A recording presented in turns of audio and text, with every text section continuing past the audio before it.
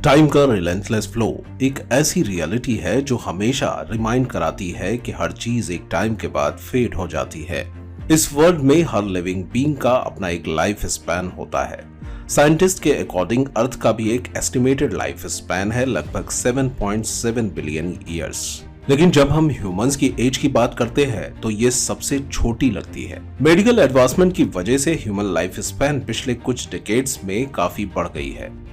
19th century में किसी भी देश में एवरेज लाइफ स्पैन 40 ईयर्स से ज्यादा नहीं थी, लेकिन 1950 के बाद कंट्रीज में ये 60 ईयर्स के बियॉन्ड भी चली गई और 2015 तक ग्लोबल एवरेज लाइफ स्पैन भी काफी बढ़ चुका था। कनाडा और सेंट्रल और नॉर्दर्न यूरोप की कुछ कंट्रीज में एवरेज लाइफ स्पैन 80 ईयर्स से भी ज्यादा रजिस्टर किया गया। लेकिन साइंटिस्ट का मानना है कि इंसान की लाइफ स्पैन का एक टाइम लिमिट होता है अप्रोक्सीमेटली 125 ईयर्स। रिकॉर्ड्स बुक के अकॉर्डिंग दुनिया की सबसे ज्यादा जीने वाली इंसान थी मैडम जीन कालमेंट, जिन्होंने 122 ईयर्स और 164 डेज तक अपनी लाइफ स्पेंड की। लेकिन कुछ रिसर्चर्स की माने तो ये एक स्कैम भी हो सकता है और असली उम्र इनकी ये नहीं थी। इस एज की लिमिट का जवाब दिया लेनॉर्ड हेफ्लिक्स ने, एक अमेरिकन बायोमेडिकल एक्सपर्ट जिन्होंने 1961 में एक ग्राउंड ब्रेकिंग डिस्कवरी की। हेफ्लिक्स ने ऑब्जर्व किया कि हमारे सेल्स लगभग 50 बार डिवाइड होने के बाद रुक जाते हैं। ये इसलिए होता है क्योंकि हर डिवीजन के साथ टेलोमेर्स जो क्रोमोसोम्स के एंड में होते हैं वो छोटे होते चले जाते हैं। जब ये क्रिटिकल पॉइंट पर पहुंचते हैं तो सेल्स डिवाइड करना बंद कर देते हैं।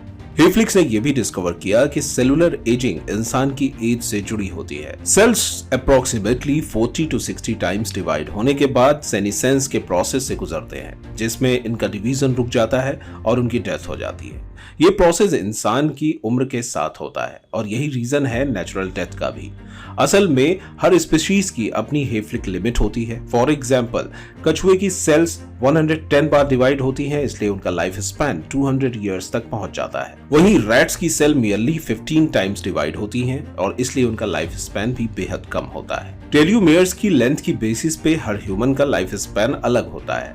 अगर किसी की जीन्स में लॉन्गर टेलोमेर्स हैं तो थ्योरेटिकली उनका लाइफ स्पैन ज्यादा हो सकता है, इसलिए कुछ लोग दूसरों से ज्यादा उम्र तक जीवित रहते हैं। आज के मेडिकल एडवांसमेंट के बाद भी 125 ईयर्स तक जीना एक रेयर फिनोमेना है, लेकिन जीने की लंबाई से ज्यादा जरूरी है कि अपने जीवन में हम क्या हासिल किया है और दुनिया पर इसका क्या असर छोड़ा है। अगर आपको ये वीडियो इंटरेस्टिंग लगी तो लाइक, शेयर और सब्सक्राइब करना ना भूलें और हमारे चैनल से जुड़े रहे ऐसे ही इंपॉर्टेंट इंटरेस्टिंग टॉपिक्स के लिए।